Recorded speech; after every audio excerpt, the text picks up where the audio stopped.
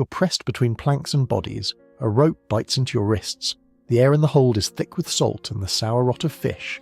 You taste metal from your own panic. Around you, someone coughs until blood stains the straw. Somewhere above, oars cut the grey sea and sink. The rhythm is a sentence. You remember the altar stone, the thin light through the east window, the smell of wax and vellum. 6 days ago you sang Compline beneath a crucifix. 6 days ago you imagined the world ordered. Now you are a number. Hands have torn the habit that named you sister. A man shoved fingers under your jaw, examined your teeth, judged your worth. You felt them measure you by the constants of bodies and markets. The monks died at the choir stalls. The abbess was killed in the cloister. The ones who fell under iron lie in the wake of bell ropes and spilled wine. You do not allow yourself to think about the ship's horizon. You think only about the small, sharp certainty of hunger and how that certainty is structured. It is not only pain, it is decision. Whether to keep faith as if it were a talisman, or to fold it up and hide it in your mouth like a stone. There are others in the dark, women who will not speak for fear of tearing the thin thread of survival that remains. If you enjoy these dark histories, leave a like and subscribe. Comment below where you're listening from. I'm genuinely curious to know where these stories reach. The command in the hold is not an invitation. The pirates, the men from the north, move like surgeons. They inspect the women, make notes with the quick economy of those who trade in people as other men trade in grain. They separate the youngest from the oldest, the able from the broken. You are 15 by how you count the seasons. Some call you Hilda in a prayer scratched on stolen wood. You will learn later that the raiders called such captives frilla or thralls. For now, you know the immediate arithmetic. The body you thought consecrated is currency. You hear the scrape of metal on timber when they chain a woman who screams until the light above blinks out of fear. You try to shape a memory of something holy, an image of your hands folded at the lectern, but the memory is brittle, like parchment that has been wet and dried. The ship pitches. Water moves against the hull like patience. One of the women begins to pray softly in Latin. Another covers her face and weeps with the sound of a small animal. Above them, on the open deck, the men laugh in a language you do not yet understand. The shore disappears. The island recedes until it's no more than a stain on the weather. In the hold you hear names from the monastery. Abbess Elfleid, Brother Tilwyn, Brother Eadfrith. The names you had learned in the choir book. You also hear a different set of names, the name of a captain, a name that will appear only once in later Norse sagas and in scattered annals. They call him a hafti, a sea lord. Later chroniclers will call him a skjald, a man who rode the waves like a long blade. Contemporary Anglo-Saxon sources will not provide his name. The silence of those records is a kind of violence. You feel the vessel eat the sea. You taste iron on your tongue when you imagine the altar stone left open to char and smoke. You begin to reorder your life around immediate cues, the grind of timber, the rattle of chains, the short step of a boot approaching. You think of the treasure they took, the cross with garnets, the illuminated gospel, objects you had touched while dusting. You remember that the monks had argued quietly about whether the relics were a blessing or a temptation. None of those arguments mattered the morning the men came. On deck, under a sky that promises nothing, the raiders rough-housed with the monks' gold as if it were flotsam. Below, the women fold themselves into small private deaths. This is the first fortnight in which your world is defined by other people's calculation. It is a world built on the measurement of bodies, age, teeth, teeth line, scars. The sailors come down to check the stock. A woman is hauled up by her hair when a man above decides to test youth. He spits the name of a god you've never been taught. The abbess, who once walked the cloister with authority, had her throat cut in the sand. Her authority now is salt. There is a name in a later Irish lament. Alcuin of York writes to a friend about the desolation wrought on holy places in the north, and though Alcuin does not list names in a roll call, his anger fills the spaces where names have been stripped. You concentrate on detail, the smell of tar, the way the rope burns skin, the small private economies the women make to survive, like pressing a scrap of wool into a breast to warm a child no one will acknowledge. On the second week, the men begin to teach you a vocabulary of shame. They force you to cover your head with a rough cloth and drag you past altars and scriptures they have looted, letting the pages flutter. One of them slams a book to the deck and laughs at the way vellum shivers. You learn the cadence of a new threat, the ritual, the assessment, the division that will determine whether you're to be kept in a house, traded at market, or bound to a warrior as a concubine. Each man on deck who examines you is a judge in a law you never consented to. On the third week, the ship reaches land along a coast that will later be named in sagas and charters. The men chant something that sounds like triumph. Your hope is a tiny thing that evaporates in the sun. They haul you to a terrahus or thrall house, a word that archaeologists will later graft onto layers of earth and pottery. You're washed not out of charity, but because a thrall with lice fetches less at market. A woman with a scarred hand stands and examines you like a trader would examine a horse. Her eyes are clinical. She asks the slashed questions. Can you bear children? Can you read? Do you know herbal cures? She thumbs your teeth to see whether pregnancy can be expected.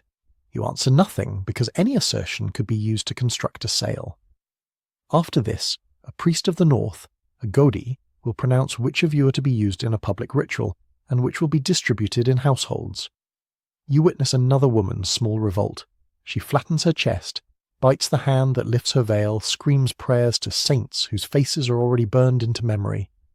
The revolt is ended with a strip of leather and the knowledge that resistance is loud and costly. The thrall house is a threshold. You pass through it like a thing that is catalogued and stamped. The ritual they call blot is not a private act. It happens in a clearing or at an altar stone with neighbours watching. Men, women, children. It will be written of in the family sagas as a lawful claiming. A captive woman is placed on the stone. The godi takes a bowl of blood from a slain horse. The master cuts his palm. They bind hands and declare a blood bond. You feel every part of your life evaporate into that moment. Your title as sister, the simple obedience of prayer, the slow accumulation of years in a pattern of days. What remains is the rough physics of flesh and control. Observers will later call this marriage, in sagas to justify lineage. Clerical writers will call it profanation. Both narratives seek to make the act comprehensible, but neither can give you back what it took. The women who are chosen for this ritual are not chosen for love. They are chosen for spectacle, for ritualized domination. When the master marks the captive and the crowd roars, the ritual has transformed her into property in the eyes of the law that governs these men. You are moved from the authority of the altar to the authority of a man who wears a knife at his hip. The world is now a set of households across which you will be passed or remain, tethered to a lineage you did not choose. They call some of you Frilla Christina in later sources, Christian concubine. The phrase is recovered by historians mostly from Norse texts and later glosses. The use is contested and will be debated for centuries. For you, at the time, language is a tool of survival. A word might save a day. The first household you enter smells of peat and stale beer. The master's wife eyes you and makes a calculation, threat, labour, status. Some wives will be cruel because a new woman is a rival for status or affection. Others will understand that two women under one roof live under the same man's decisions and will reach out with small kindnesses that confound the idea of simple victimhood. You're set to work. Mend cloth, spin, cook. Your literacy may make you useful, reading for a household, teaching the master's children, copying simple letters. The skills once meant for service to God are converted into household capital. There is a quiet, private violence in that conversion. You're forced to speak to a child in a language you do not share and teach them a prayer you cannot hear. In time, you will repeat names you learned in the choir to lull an infant. You will use those prayers like threads, tethering a small life you did not intend into your secret. Pregnancy arrives for many of you. The Vikings prize fertility. Children are wealth and strength. Your body becomes a vessel in a political economy. There is no official protection for a captive who becomes with child. The master's household exploits the child as it will the mother. Births are attended by other thralls. There is no midwife trained in the monastery's ways. The mortality of these pregnancies is high. You learn of obstetric injury when a neighbour's mother never recovers from delivery and is left with a body that no longer functions in the way she once expected.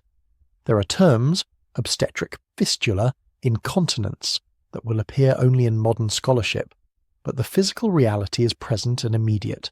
Women who survive become weary, their bodies altered by repeated conception and labour. The medieval world provides few remedies.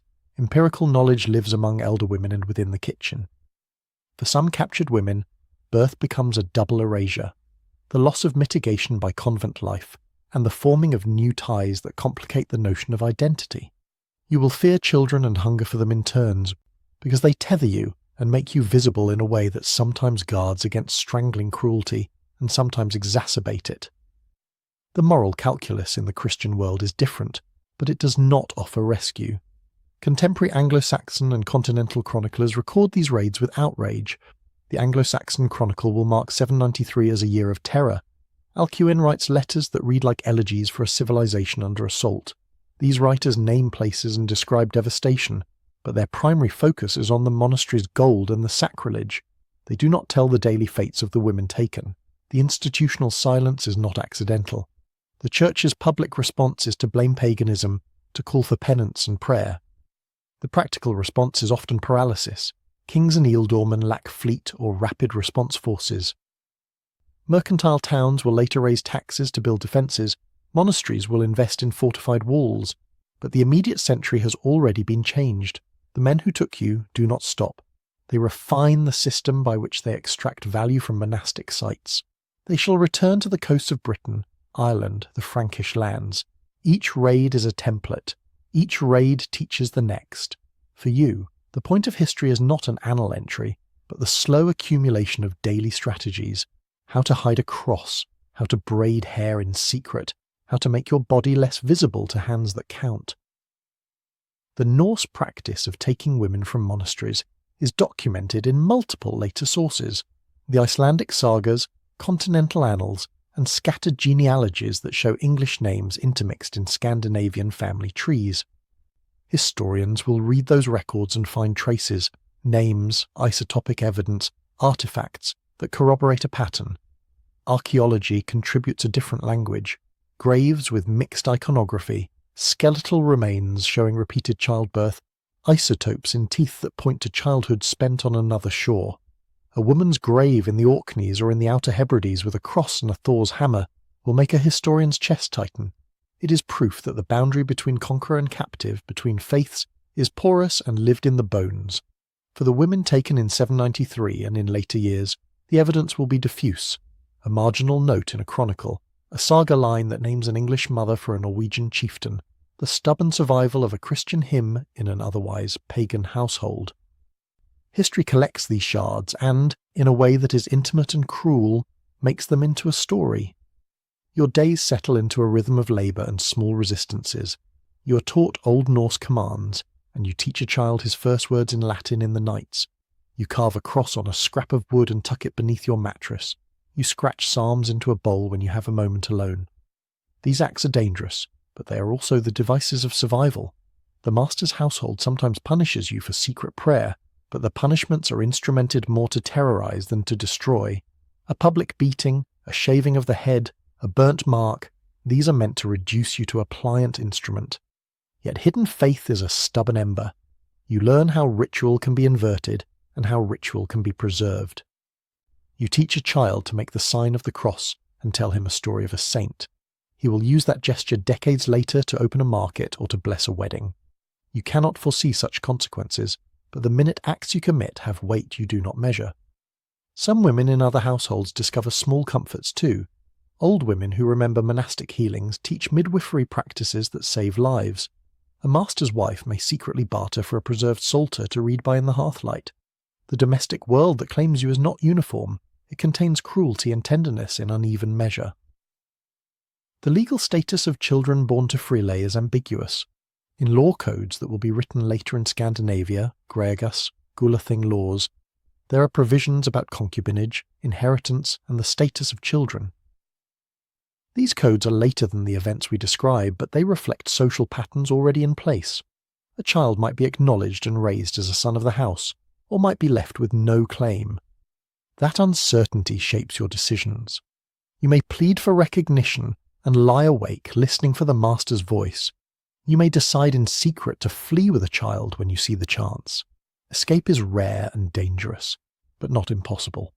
There are stories in the sagas, oral and then written, about women who ran to the sea in winter and crossed to the Isles, about captives who were ransomed back by distant relatives. Such stories circulate as both hope and warning. For many, the real acts of resistance are quieter. the retention of a secret prayer book, the teaching of the Lord's Prayer to a granddaughter who will later bring it into a court and change a king's mind. The Church's inability to rescue captives has consequences that historians debate. Some argue that the failure damaged ecclesiastical authority, others emphasize the Church's long-term survival and adaptation. The more intimate story is of families and kinship. Parents who sent daughters to convents expected sanctity and protection. That expectation was betrayed in a very public way. The monastery that raised your voice and taught you to sing now becomes an archetype of vulnerability. Some families will stop sending daughters, others will reconfigure the monastery as a more secular place. The collapse of assumed sanctity alters patterns of female social mobility and changes who can access literacy. Monasteries did adapt. They fortified, they stored fewer portable treasures, they changed their architectural configurations. These institutional changes are recorded in charters, in building phases archaeologists identify in the shifting language of monastery accounts. But none of those changes bring back the women who were taken. Your absence becomes part of a statistical change that clerks will record without an adequate human face. Where records do exist, they are oblique. A monk in Northumbria writes to the king, complaining that holy places are laid waste, a phrase that echoes in many manuscripts. The same manuscripts do not detail the single woman's life behind the phrase. Only fragments survive, a marginal note with a name, a line in a saga, a hasty annalist who will remark on ransom paid in a king's ledger. It is in the margins then that women's stories survive. Later, in Scandinavia, genealogies will include English names among noble lines. Sometimes those lines note that a matriarch was foreign, an English woman brought to this household. The note is terse, the memory partial, but it exists. Archaeology supplies a second voice. Female skeletons with healed fractures, isotopic signatures of a childhood in Britain, jewellery with Christian crosses. These data points are factual anchors. They do not give us the interiority of prayer and despair, but they confirm movement, the movement of bodies, of faith, of lineage. The sagas complicate the picture. Written down in the 12th and 13th centuries, they preserve oral memories of earlier centuries. They are not straightforward records. They are literary artifacts shaped by political pressure and Christian scribes. Still, they preserve a persistent motif. Foreign women introduced to Norse households become vectors of change. A woman taught to read Latin will teach runes in return. A woman's prayers will move a husband's conscience years after the raid. Sagas such as Egil's Saga and the Laxdæla Saga include episodes where an English woman influences a man's conversion. These are narrative devices in the saga's hands, but when read alongside archaeology and annals, they form part of a mosaic that argues for a real effect. Women were agents of change even in captivity. You, reading this, must balance skepticism with empathy. The sagas will harden into history and popular imagination. Your task as a listener is to hear the human core beneath the literary shape. The transformation of Norse religious practice in the centuries following the raids is complex. Christianity arrives gradually in Scandinavia, often through kings who accept baptism for political reasons, merchants who trade with Christian polities, and clergy who establish missions. But within this broad process, the role of captured women cannot be dismissed. They are often the ones who maintain Christian devotion within households, teach children prayers, and preserve objects of veneration. The conversion of local rulers in places such as Norway and Denmark in the 10th and 11th centuries will involve many causes. The personal testimony of wives, concubines, and mothers who had Christian upbringing is one of those causes. When King Olaf Tryggvason or King Harald Bluetooth accept baptism, their decisions are political. Yet those political decisions have private roots. A child who learned the Lord's Prayer at a mother's knee, a queen who kept relics in her chest, a household that preserved a psalm. These small acts aggregate into broader change. The irony is bitter. Violence intended to humiliate a faith helps spread it in ways the perpetrators did not foresee. The cost of that spread is not abstract. Bodies pay for it. Women who become midwives in new lands carry memories of convent gardens in their hands while they press wombs in crude births. They survive through knowledge that monks once taught them: herbs, compressions, incisions. This knowledge circulates in domestic settings and becomes part of a lay medical practice that benefits children and mothers in Norse settlements. the same women's labour provides literacy for their offspring, who may carry clerical knowledge into legal contexts that shape early medieval Scandinavia. That is not consolation for the pain those women endured. It is an uncomfortable fact about how culture moves through violation and patience. The woman who carved a cross into a spoon in secret might, without knowing it, teach her grandson to read a prayer aloud in a king's hall. That grandson might in turn sponsor a church. The chain of consequence is brittle and morally chaotic. You do not resolve the contradiction by romanticizing the survival. The brutality is not softened by the eventual spread of Christianity. Better to state plainly what the record shows. Captivity was violence. Its aftermath shaped history in ways both terrible and consequential. There are recorded cases that echo the Lindisfarne story. Iona, Kells, and other monasteries suffered raids in the 9th and 10th centuries. Nuns appear among captives in multiple accounts. The Annals of Ulster and the Annals of Lindisfarne record coastal attacks where women were taken. In 802, Iona is attacked and certain captives are carried away. In later years, Anglo-Saxon and Frankish correspondence mention people held abroad and ransomed. The pattern is clear. Coastal religious houses are targets because they are both repositories of wealth and locations with vulnerable populations who might be enslaved. The raids did not create slavery. The Norse world already practiced forms of slavery. But the systematic targeting of monastic women in raids intensified the flow of women into Scandinavian households and created specific roles: frilla, concubine with Christian background, that shape the social fabric for generations. Your personal rituals are small and cunning. You press a scrap of illuminated vellum into a hollow of a clay pot hidden under the hearthstone. You keep the memory of bell tones in your ears and shape them into a lullaby. You teach a child the cadence of Psalm 23 in whispers. You do not renounce survival when you do this. You fold devotion into tactics. You decide when to show faith and when to conceal it. A master who is indifferent to your beliefs is a safe harbour. One who is hostile is a storm. You learn to read small signs, the direction of a glance, the position of a knife. You learn to barter identity for small gains. If you can teach the master's son to read a Lord's Prayer, you gain a defender later. If you refuse, you invite cruelty. These are not choices of principle. They are the small calculations of endurance. Over time, the quiet rounds of domestic life carve away at the edges of your monastic self, but do not erase it. You preserve certain gestures, crossing yourself inside a pantry, mouthing a psalm while kneading bread, until the gestures become the architecture of secrecy. We must say plainly what the sources allow. The detailed interior lives of these women are rarely recorded. What survives are traces, archaeological data, a few legal codices, sagas mentions, annals complaints.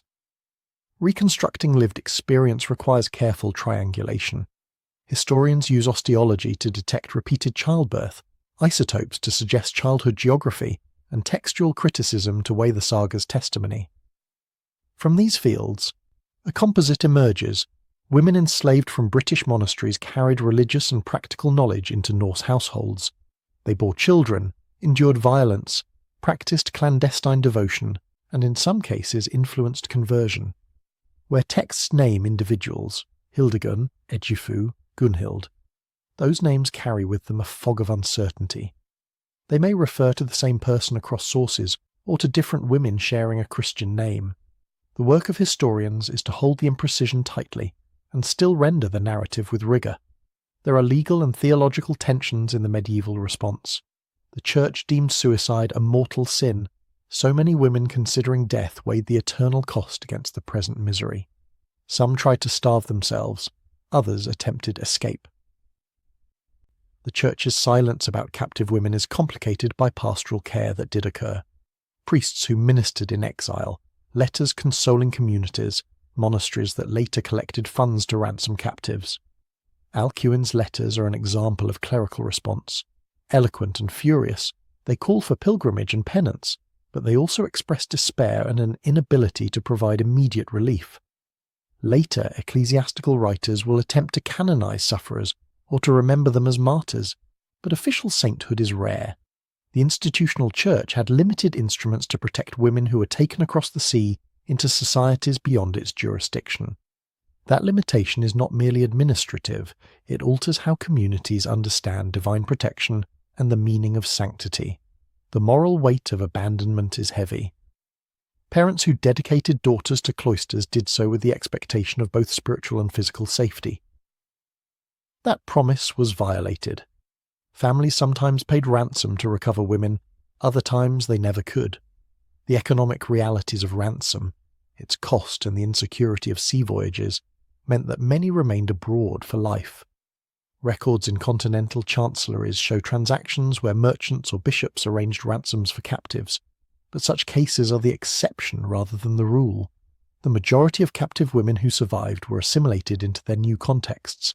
Their names change, their language changes, but traces remain. Those traces appear in family pedigrees of later Norwegian and Danish houses, where foreign maternal lines are noted and sometimes even celebrated as part of a household's cosmopolitan legitimacy. There are archaeological cases that give a life-size sense of what captivity produces. The woman's grave in the Orkneys with both a Thor's hammer and a cross is a clean example. Isotopes tell us she grew up in Britain. Osteology suggests repeated births. Grave goods speak to a hybrid identity. Such finds are not proof of a single narrative, but they illuminate the lived aftermath of raiding. Material culture is stubborn. Objects tell of suspended loyalties. A baby's toy with a Christian motif found in a Norse settlement hints at the child's mother's heritage. A spindle whorl carved with a tiny Christ cross found embedded in a longhouse is evidence of private devotion. These objects are not big proclamations, they are the cumulative whispers that give us evidence of adaptation and survival. DNA studies in the 20th and 21st centuries complicate the picture further. Genetic traces of British and Irish ancestry appear in Scandinavian populations dating to the early medieval period. Those traces do not map neatly onto individual stories, but they indicate movement of people, women included, across the North Sea. To present DNA as decisive is to misunderstand its limits and power. It confirms migration. It cannot name trauma or faith. It cannot tell whether a woman laughed with her children or wept herself awake at night. But it can tell us that bodies moved, and that the offspring of those bodies left genetic traces that persist. Those traces are a kind of factual restitution. The presence of lineages in lands once thought to be homogeneous is proof of contact, exchange, and the lived consequences of violence. Consider a reconstructed life. A girl enters a convent at 8, learns to read, to tend the sick, to bind books. At 15 she is dragged into a ship and carried to a shore, with words she cannot pass and rituals that profane her vows. She becomes a midwife, a teacher, a concubine, a mother. She dies at 34, worn by births and sorrows, and is buried with both a cross and an amulet. Her name is not preserved in a chronicle, but her descendants carry a memory of a woman who came from the West. That narrative fragment repeats across generations. The scale and texture of such lives are the true archive. They are not always present in the triumphant prose of kings or the dry line of annalists, but they underpin the social changes historians trace. The ethical demands of representing such histories are intense. We must not aestheticize suffering. We must not romanticize women's influence as some compensatory narrative for the violence inflicted on them. Instead, we present a sober causality. Raiding produced movement. Movement produced hybrid communities. Hybrid communities contained both acts of cruelty and acts of resilience. The women who survived did so in ways that were pragmatic, religious, strategic. They kept fragments of prayer and used those fragments to shape new lives. They were not saints in the sanitized sense, they were human beings making choices under pressure. Their survival strategies included collaboration at times, concealment at others, and occasional rebellions. To honour them is to tell the story without softening the violence. The long memory of the raids is uneven. In Anglo-Saxon England, the raid of 793 is stamped as the beginning of a new age in some historiography, the so-called Viking Age. This label is modern and constructed, but the attack on Lindisfarne is often cited as its opening salvo. The date appears in chronicles because chroniclers found the assault on a holy place iconically significant. Later generations will fold the event into a larger narrative of raiding, settlement, and integration. Yet the individual human experiences, especially of the women taken, are only sometimes visible in that grand narrative. When they are, it's often through oblique references or hagiographic tales that transforms suffering into martyrdom. The truth is grimmer. Many women lived long lives of enforced labour and secret prayer that did not end in sanctity but in fatigue and the slow fading of religious certainty. The institutional consequences of the raids reshaped monastic architecture. Some monasteries fortified and stored movable wealth in different forms. Charters revealed grants for building defences, for hiring watchers, for paying fleets for protection. The material culture of monasticism changes. Fewer portable reliquaries, more immovable stone constructions. Yet fortification does not stop every raid. The economy of coastal communities evolves. Some become trading nodes with Norse partners, others decline as trade routes shift under the pressure of violence. The story of the nuns is part of this larger economic and spatial restructuring. Their absences are part of a demographic shift that affects labour, piety, and the distribution of literacy. This is not a tidy cause and effect. It is an entangled set of adaptations with women at its heart. The voices that survive are often mediated. A poem in Old English may lament the desolation of holy places. A later saga may claim a woman persuaded a chieftain to accept baptism. A genealogy may note an English mother in a Norwegian family. Each source has biases. Clerical writers emphasize sacrilege and wealth transfer. Saga writers dramatize lineage and honor. Legal codes configure household relations. The historian must pass these agendas, extracting the consensual facts without imposing narrative closure where none exists. When the evidence is sparse, we should not create details to fill the emptiness. We must instead hold ambiguity in our retelling. That is a hard practice because audiences want names and clean ends. The past refuses to oblige. In the 10th and 11th centuries, as Christianity becomes more established in Scandinavia, some of the descendants of captured women play visible roles. Women with English ancestry become queens and patronesses. Their origin stories are sometimes invoked to legitimize dynastic claims. The instrumentalization of such heritage is political. A foreign maternal line may be presented as a sign of cosmopolitan alliance.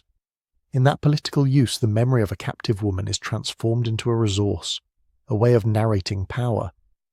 This transformation is itself a kind of erasure.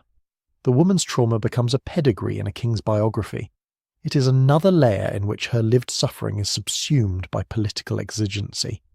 We must consider the psychological consequences for women who lived their whole lives in enforced service. The term learned helplessness is modern, but the dynamics are ancient. Repeated trauma, degradation, and unpredictability produce a state in which resistance seems futile. This is not a moral judgment on survivors. It is a clinical observation about human response to prolonged abuse. Some women retained fierce inward lives of prayer that constituted resistance. Others adapted outwardly and found ways to create meaning in domestic power, teaching, or artisan skill. The variability is what we must emphasize. To reduce the narrative to pure victimhood is to rob survivors of their agency. To minimize the trauma is to sanitize it.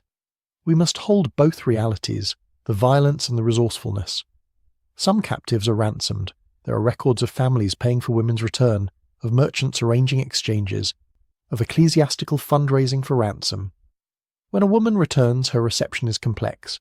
She may be welcomed as a rescued soul, or met with suspicion. Has she been compromised? Has she borne children abroad? The religious framework for readmission varies. Sometimes nuns who are ransomed are received back into monastic life after penance and ritual purification. Other times they are barred, their vows considered void by circumstances. The Church's ambiguous posture toward rescued women reflects its own struggle to process an unprecedented social reality. The moral theology of captivity, rape, and forced concubinage was not fully developed in the early medieval period.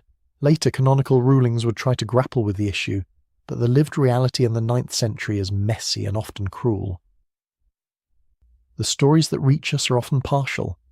A marginal note in a 9th century gospel mentions that a nun named Ethelthryth kept a chain of prayer in exile. A later saga records that a chieftain's wife taught her husband's children a foreign hymn. These are small lines, but when they cross-reference with archaeological evidence we can be more confident. The reconstruction is painstaking. It is the work of cross-disciplinary triangulation. It is also an ethical call to render the scope of suffering without transforming it into spectacle. Your responsibility as listener is to let the discomfort stand. These were not stories told for entertainment in their own age. They were human tragedies stitched into family memory. The modern reception of these histories is itself a story of selective memory. Romantic images of Vikings as noble raiders were constructed in the 19th century and popularized through national myth-making. That myth-making often erased the gendered violence that accompanied raiding. Scholarship in the 20th and 21st centuries has tried to correct this imbalance, emphasizing the role of women and the brutality of slavery. Yet popular culture continues to oscillate. Some works celebrate Viking heroism, while others highlight suffering and exploitation. Accurate historical representation requires resisting simplification. The past is messy. So must our telling be. There are specific archives that scholars rely upon. The Anglo-Saxon chronicle entries are cornerstone texts for the early raids. Alcuin's letters provide contemporary clerical response. The Annals of Ulster and Irish chronicles detail coastal attacks and the carrying off of people. The Icelandic sagas, written later, supply narrative forms that often reflect older memory. Legal codes in Scandinavia, compiled later in the medieval period, show the institutional handling of concubinage and inheritance. Archaeological reports provide the bodily dimension: graves, isotopes, tool marks on bones. The convergence of these sources gives an evidentiary basis for the narratives we reconstruct. Good scholarship disciplines imagination with method. That discipline matters when we discuss women whose lives were rendered invisible by centuries of silence. The historiographical debate is alive. Some scholars emphasize economic motives for raids: wealth, trade disruption, and resource acquisition. Others underscore political opportunities: exile, land acquisition, and the formation of mercenary networks. Feminist historians stress gendered violence and the specific targeting of women from monastic houses. Each perspective sheds light on different aspects of the phenomenon. A robust account includes all these elements without flattening them into a single causal story. The capture of nuns is an intersection. Economic incentive, religious desecration, and the gendering of slavery work together to produce a specific historical outcome. Consider the long-term legacy. In the centuries after the initial raids, Scandinavian societies convert politically and religiously. Churches are built, bishops are appointed, laws are rewritten. The origins of some Christian communities in Scandinavia are mediated by women whose childhood devotion carried into new households. When conversion is formalized by kings, it is often an elite and political process. Yet beneath that veneer lies the slow accretion of private devotion in family homes, a devotion kept alive by women who had been raised Christian elsewhere. That slow work of domestic religion is underdocumented but crucial. It connects the violence of the raids to the eventual transformation of Norse belief, not as a tidy teleology, but as a tangled aftermath in which victims sometimes become inadvertent vectors of change. The memory of these women is partial in the archive but full in consequence. Genealogies, local traditions, and artifacts carry their traces. Modern archaeology and DNA studies corroborate a pattern of movement. Scholarly work continues to unearth details: marginal notes deciphered, graves re-examined, isotopic data refined. Each new finding adds edges to a picture that is both horrific and instructive. The point is not to triumph over the Norse or to indict blindly. The point is to recognize a human history in which violence and adaptation produce new social orders. These orders have real costs borne by specific bodies, mostly women, whose suffering enabled shifts in power and belief. The final reckoning is not rhetorical. It is forensic and moral. We can enumerate sources: the Anglo-Saxon chronicle entry for 793, Alcuin's letters from the continent, the Annals of Ulster noting coastal raids, the sagas preserving oral memory, legal codes recording concubinage, archaeological graves with mixed iconography, and isotopic and genetic studies that point to cross-sea movement. From these data we assemble a story that is true to the evidence. Raids targeted coastal monasteries. Women were taken, some were ransomed, many assimilated, some preserved Christian practice and transmitted it to descendants. The violence had demographic and cultural consequences across centuries. The specificity of names and acts is limited by the sources, and the gaps are real. We must honour their limits without retreating into doubt. In the end, the quiet devastation is the most honest image. The nuns taken from Lindisfarne and other holy houses were rarely recorded as individuals in chronicles that preferred the drama of burned altars and stolen reliquaries. Yet their absence is present in the altered architectures of households, in the hybrid graves, in the names passed down in foreign courts. Their suffering contributed, paradoxically, to the religious transformations that would consume the Old Norse cults. That transformation robbed them of the moral simplicity many histories desire. There are no tidy endings. Conversion can be a byproduct of violence. Survival can be both resistance and compliance. We can close by stating the smallest, hardest truth. These women were stolen, violated, remade by force, and then erased by time in records that preferred to count gold rather than lives. Their bones and blood and children remained. Their faith persisted in hidden gestures and cross-scratched spoons. That persistence is not a consolation. It is evidence of human endurance in its most uncompromising form. Sit with that. Let the silence after this sentence hold the weight of what history did to names that the archives refused to keep.